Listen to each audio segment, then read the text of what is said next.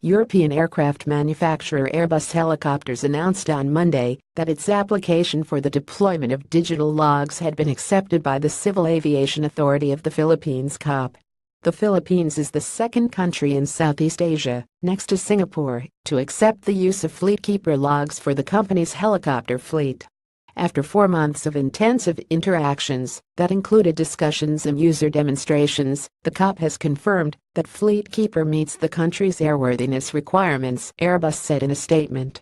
From now on, operators can substitute the paper technical logbook for Fleetkeeper in Philippines operations, it added. The Airbus Helicopters developed Fleetkeeper as a solution that, among others, enables real-time data exchanges between pilots, line mechanics and airworthiness managers. It is compatible with all Airbus's helicopters, as well as helicopters of other manufacturers.